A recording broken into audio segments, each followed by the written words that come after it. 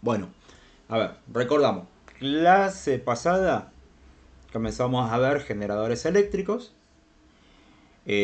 Planteamos que los generadores eléctricos tienen dos partes componentes. Una de ellas me tiene que proveer el campo magnético inductor de la máquina. Y la otra, que inicialmente hablamos de una espira y posteriormente hablamos de bobinas, es la parte en donde se me tiene que inducir la tensión. A la primer parte de la máquina, quien me crea el campo magnético, a esa parte le voy a dar el nombre de inductor. Y a la segunda parte componente dentro de estas generalidades, que es donde se genera la tensión o donde se induce la tensión, a eso lo voy a llamar inducido. En los generadores, estamos hablando de generadores de corriente alterna, tanto el inductor como el inducido, o sea, quien crea el campo y el lugar en donde se induce la tensión, se pueden ubicar en cualquiera de las dos partes constructivas que tiene el generador. Y acá hago como un paréntesis. Eh, los generadores eléctricos forman parte de la familia de las máquinas eléctricas, ¿sí? Y la familia de las partes de las máquinas eléctricas están formadas por tres: generadores, motores eléctricos y transformadores. El transformador es una máquina eléctrica estática. ¿Qué quiere decir esto? Que ninguna de sus partes componentes se va a mover. Y los generadores eléctricos y los motores eléctricos son máquinas eléctricas con movimiento, máquinas eléctricas dinámicas. ¿Esto qué quiere decir? Que al menos uno de sus componentes va a moverse. Y acá aparecen dos nombres. Por un lado, vamos a tener la parte móvil de la máquina y a la parte móvil le vamos a dar el nombre de rotor. ¿Sí? Es la parte rotativa, la parte que rota. Y así como tenemos una parte móvil, también vamos a tener una parte que va a estar quieta, que va a estar fija, que va a estar estática, que no se mueve. Y a esa parte le vamos a dar el nombre de estator. ¿Sí? Normalmente el estator es la parte externa de una máquina y el rotor es la parte interna, que es la que va a estar girando. En particular en los generadores eléctricos, el rotor, a través de su eje, está acoplado a un elemento impulsor. ¿Sí? En tierra normalmente es la turbina de una turbina hidráulica, puede ser una turbina de gas o puede ser los álabes de un molino de viento, de un aerogenerador. En el caso de ustedes, en los barcos, el eje del rotor está acoplado al motor auxiliar, ¿sí? A una máquina térmica. Entonces, primero vamos a analizar los aspectos constructivos. Lo habitual es que el campo magnético se produzca internamente en el alternador. ¿Qué quiere decir esto? Que el campo magnético se va a manifestar en el rotor. ¿Sí? O sea, vamos a tener un campo magnético constante, pero que va a estar siempre en movimiento, siempre girando. De ahí que nos vamos a encontrar con... Esto está creo que después tengo unas fotos ahí para mostrar. Nos vamos a encontrar con un eje y en la corona del rotor, o en el núcleo del rotor, vamos a tener bobinas. En particular, por estas bobinas, va a tener que circular corriente eléctrica para que se produzca en cada bobinita un campo magnético.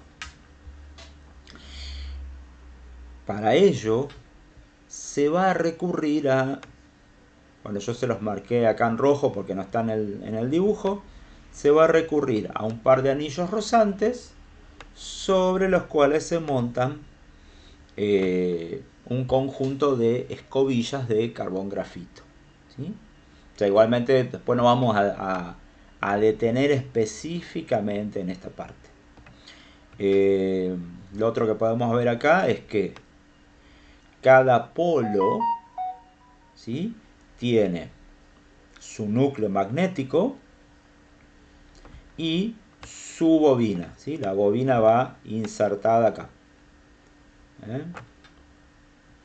Si hiciera un croquis visto de frente, se verían los polos del rotor, ¿sí?, que es donde se va a generar el campo magnético inductor, las bobinas y alrededor la corona circular del estator. Lo que no se ve acá por una cuestión que está puesto de frente son los anillos rozantes. Cambio. Yo no sé, les dejo ahí tiempito para que vayan escribiendo. Perdón. Anótense esta partecita. Reanudar. Ahí estamos. Bueno. Entonces avanzo un poquitito más. Bueno, a ver, acá por lo menos tenemos imágenes como ahí para orientarlo. Estamos hablando específicamente del rotor, ¿sí? Todavía no nos dedicamos al estator. Entonces, ¿qué es lo que voy a ver acá? El eje, ¿sí?, esto que está acá, y todo esto que está acá en rojo, ¿sí?, como si fueran los pétalos de una flor. Estos son los bobinados, ¿sí?, los bobinados del rotor, y que forman los polos del rotor, ¿sí? Tenemos 1, 2, 3, 4, 5, 6, 7, 8, 9. Este tiene 10 polos. No sé si recuerdan, si no, ahí busco el Jamboard, que la clase pasada yo medianamente les comenté que había una relación entre la velocidad y la cantidad de pares de polos. Voy a buscar el Jamboard de la vez pasada. Dame un minutito. Miren, a ver. ¿Dónde está? Excitación, inducción. Este es... Sí, creo que era este. A ver. En el martes pasado, ya sobre el final, acá está, yo les había comentado esta tabla, ¿sí?, que había una relación entre la cantidad de polos que tiene un generador y la velocidad, ¿sí?, que teníamos una expresión de cálculo, y en función de esa relación determinó la frecuencia.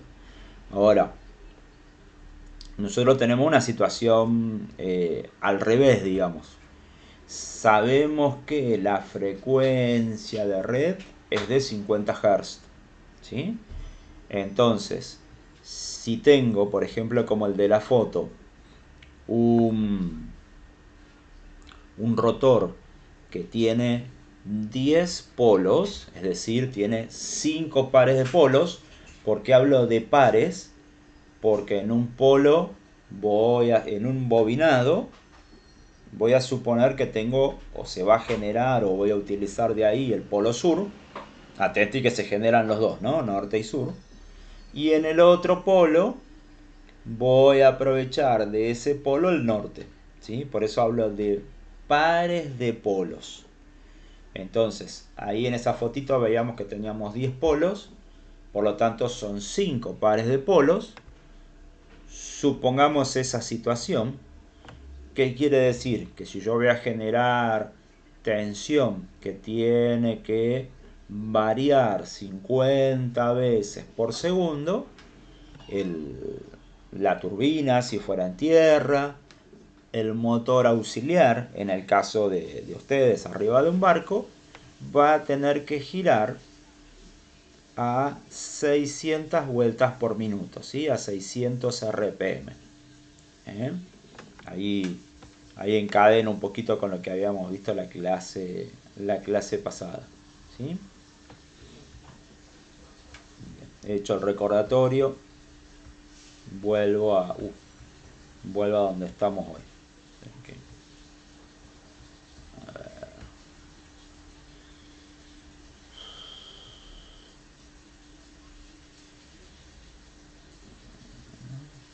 Este creo que es.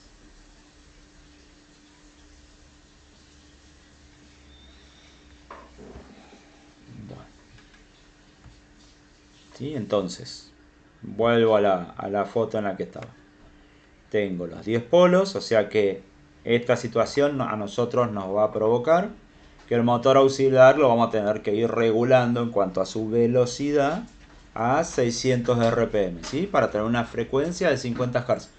Atente a algo, que estoy hablando de la frecuencia, todavía no me metí con los valores de tensión, ¿sí? No estoy diciendo, tengo que llevarlo a 600 RPM para que me genere 380 volts 50 Hz. Tengo que llevarlo a 600 RPM para que la frecuencia de la tensión se mantenga en 50 Hz. Todavía no hablamos de los valores de las tensiones, ¿sí? Que en la clase pasada sí hemos visto una expresión de cálculo, ¿sí? Esa expresión de cálculo larga que decía 2 por pi por f por b por a por b por el seno de omega t, ¿sí? Pero digamos, acá estamos hablando de la frecuencia, o sea, la cantidad de polos o la cantidad de pares de polos que tenga el rotor me va a definir la frecuencia de la red, ¿sí? Eso en conjunto con la velocidad. Bueno, a ver, otra imagen más. Esto cuando vayan al taller, ahí donde está Chamber, está desarmado un alternador de un pesquerito japonés, creo. No sé, sí, no sé si es japonés o chino, no lo recuerdo. Y van a ver que en el suelo está esto, ¿sí? El rotor de ese alternador. ¿Sí? Está ahí medio molestando en el taller. ¿Sí? Que un día voy a ver si, bueno, cuando tengan el suplente del maestro de taller de electricidad, ahí voy a ver si me pongo de acuerdo para hacer la maniobra para poder meter otra vez esto adentro del estator. Y esta imagen que tienen acá abajo, se la seleccioné a propósito porque hay algunas situaciones, digamos, en un buque mercante, digamos, del desplazamiento en el cual ustedes tienen habilitación, no se van a encontrar con esto, pero por ahí en un buque un poquito más grande suele haber alternadores que tienen que girar muy rápido, por una circunstancia en particular.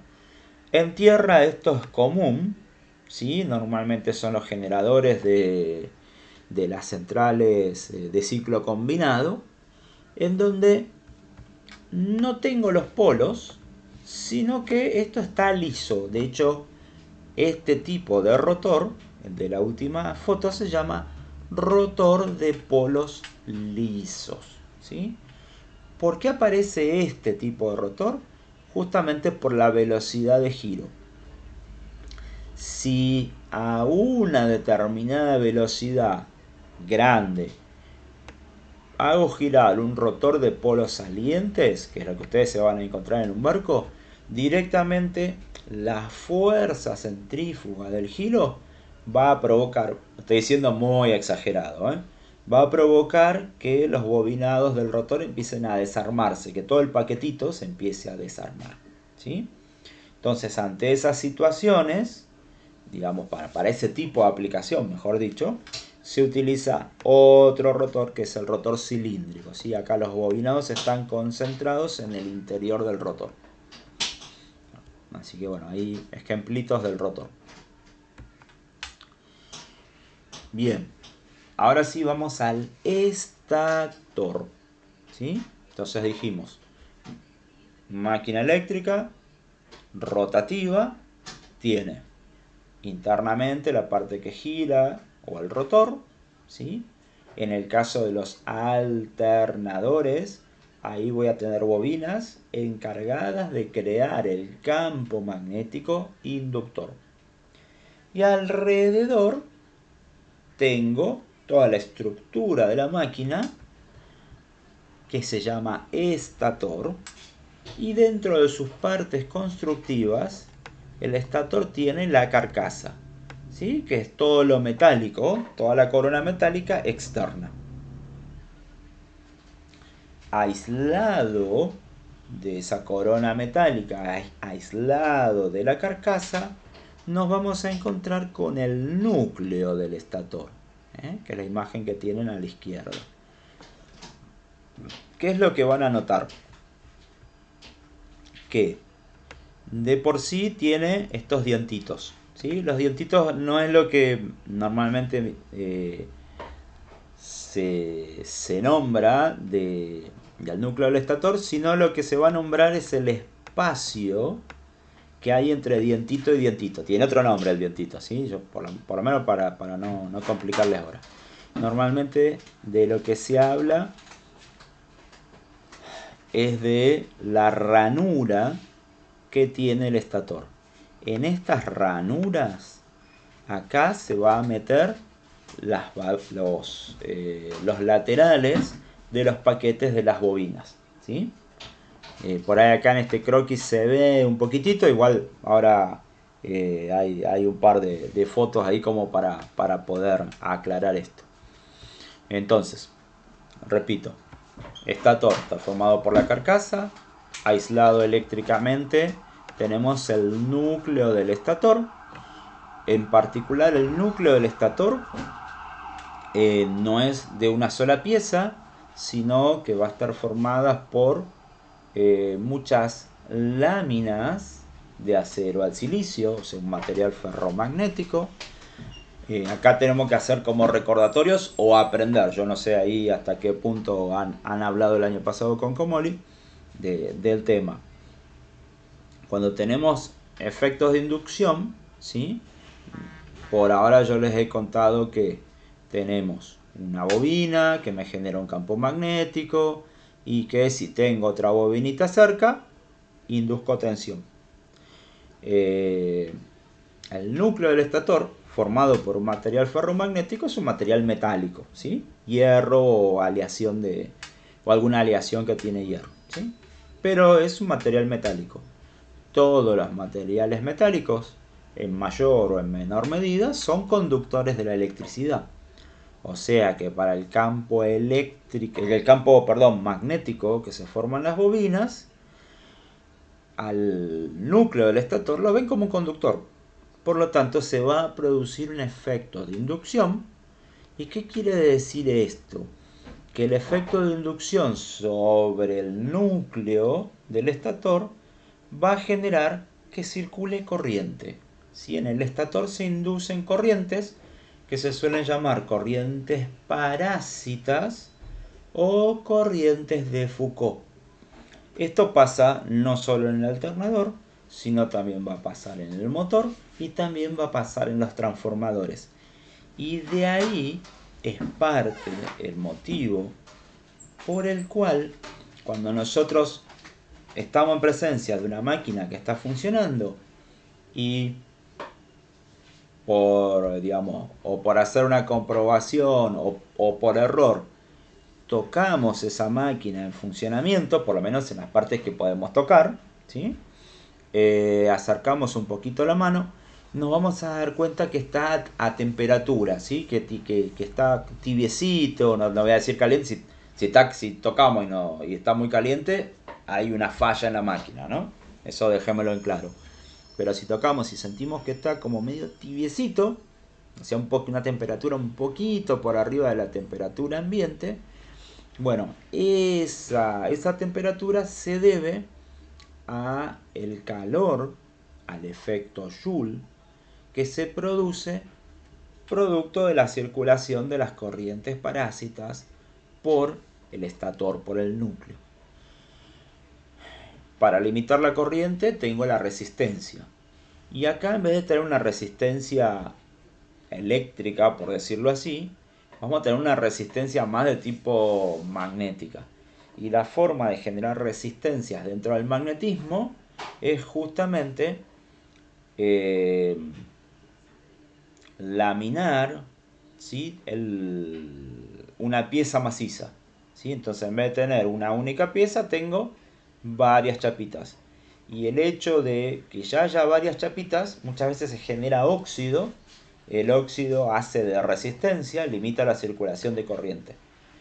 En el mejor de los casos, entre chapa y chapa se suele poner un material aislante, ¿sí?, como un papelito aislante, y eso también me hace de resistencia, me limita esas corrientes parásitas.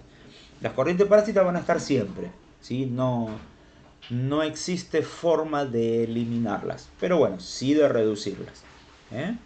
De ahí también el por qué ustedes ven cuando por ahí algunos de los recolectores informales urbanos que tenemos en algunas ciudades agarran un transformador o algún aparato eléctrico y lo empiezan a desarmar para sacar el cobre, ¿sí? Vemos que quedan los residuos, y los residuos de ese desarme son las famosas chapitas en forma de E y de I del transformador, ¿sí? Igual cuando veamos el otro tema, ¿no?, que es transformador, ahí vamos a ampliar un poquito más esto de las corrientes parásitas o corriente de Foucault, ¿sí?, para no irme muy por las ramas. Entonces, retomo. Vimos rotor, aspectos constructivos. Ahora vamos al estator, ¿sí? Entonces, carcasa contiene a todo. Aislado de la carcasa, el núcleo del estator, ¿sí? En el núcleo del estator se observan dos cosas: que está formado por chapas para reducir el efecto de las corrientes parásitas, y que tiene ranuras en las cuales se alojan las bobinas.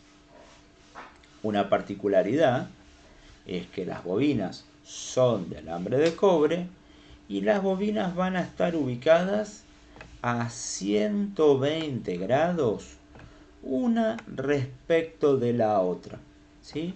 Normalmente el tema de las bobinas va a ser por ahí un poquito difícil a veces ver esa separación de 120. En algunas situaciones las bobinas están solapadas, una arriba de la otra, ¿sí? Entonces la ubicación física no la voy a poder ver así a primera vista. Sí, por ahí si empiezo a analizar un poquito por dónde sale un cable del principio del bobinado y por dónde sale el mismo cablecito del final, y lo comparo con las otras bobinas, ahí sí me voy a dar cuenta, pero a simple vista no. En el taller ahí, que está desarmadito el alternadorcito verde, que les comenté que se ve el rotor, creo que sí se puede ver las bobinas, ¿sí? Eso vamos a tener que chequearlo cuando volvamos ahí a la escuela. Bien, hago... Opa. Bueno, entonces tenemos, a ver, acá tenemos en imagen, por ejemplo, agrando un poquito para que se vea, vamos a checar esta, creo. Bueno, esto obviamente no es de un generador de un barco, ¿no? Esto es más de tierra. Entonces acá, ¿qué pueden ver?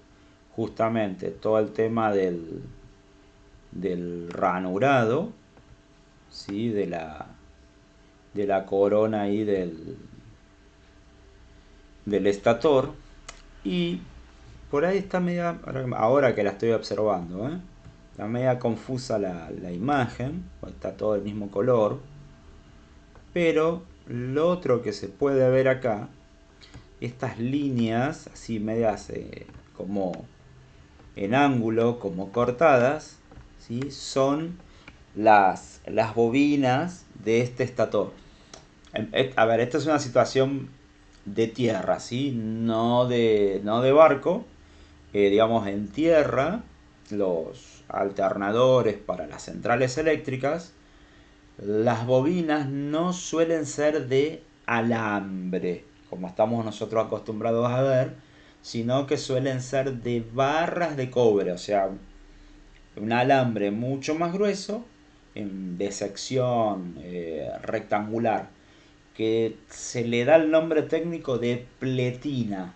En vez de tantas vueltas, tiene tantas pletinas, ¿sí? Entonces lo que estamos viendo acá son justamente eso, las pletinas de cobre que hacen de bobinados del estator. En la otra imagen, ahora, esta que estoy moviendo, a ver si logro achicar esto. Espera, dame un minutito que achico esta imagencita. Uy, la puta. Me emocioné agrandándola y ahí está. En la otra imagen, acá sí tenemos el clásico estator con sus respectivas bobinas. ¿Sí? Esta es como esta es menos confusa, ¿sí? Entonces, acá lo que podemos ver justamente es la carcasa, ¿sí? Y el núcleo, ¿sí? Fíjense que acá visiblemente estoy viendo la separación. Más allá que el núcleo está montado, encastrado con la carcasa, ¿no? Y hay una aislación, ¿sí? Pero bueno, esta foto está buena en el sentido de que puedo ver esa separación entre la carcasa y el núcleo del estator. Las ranuras, y acá en particular van a ver como una, no sé cómo se verá en la pantalla ustedes, pero parecería como si tuviera unas linitas blancas.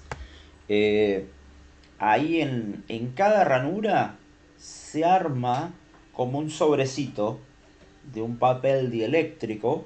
Para aquellos que vienen de escuela técnica, esto quizás lo hayan visto si tuvieron clase de bobinaje con los motores. En el caso de los motores se utiliza papel, se llama así, papel tipo Prespan o papel Prespan, que parecería ser como un cartón, ¿sí? Se pone un material dieléctrico. ¿Qué quiere decir dieléctrico? Que es como un aislante de eh, como un aislante eléctrico de las bobinas de alambre de cobre para evitar que entren en contacto con las chapas del núcleo, ¿sí? Y para que obviamente no hagan cortocircuito, porque ustedes imagínense que el núcleo del estator es, más allá de que está formado por piecitas, eléctricamente es una única pieza. Así que si apoyo todas las bobinas, ahí estaría cortocircuitando todas las bobinas, ¿sí? Se comportaría desde el punto de vista eléctrico como un cortocircuito. Entonces esta aislación dieléctrica es para evitar que ocurra eso, ¿sí? De que las bobinas entren en cortocircuito entre sí, por una cuestión de apoyo contra la parte metálica del estator, ¿sí? Y lo otro que podemos observar bien, acá se están montando justamente las bobinas de alambre de cobre, y esta es la situación de los estatores que se van a encontrar a bordo, ¿sí? Van montaditas ahí dentro del ranurado. Entonces, acá puedo ver cómo está una bobina conteniendo a la bobina siguiente, ¿sí? No quiere decir que esta es una bobina independiente. Muchas veces, a ver, creo haberlo contado la clase pasada, el por qué 120, ¿sí? O sea, nosotros tenemos un círculo, una circunferencia, visto como grados Eso es un recorrido de 360 grados. Y si tengo que ubicar tres bobinas, las tres bobinas me tienen que cubrir los 360 grados. Como les comenté también, los bobinados van a 120 grados uno respecto del otro. Pero eso no quiere decir que tenga una bobina independiente acá, otra acá y otra acá. Sino que se va armando los bobinados para que ocupen todas las ranuras. ¿Sí? Entonces es como si fuera una espiral de alambres de cobre que forman todo un paquete, ¿sí? Para que ocupen los famosos 120 grados de la corona del estator. Bueno, entonces acá esta imagen por ahí nos aclara un poquito las cosas. Bien, entonces hasta acá todo lo que tiene que ver con los aspectos constructivos de un alternador.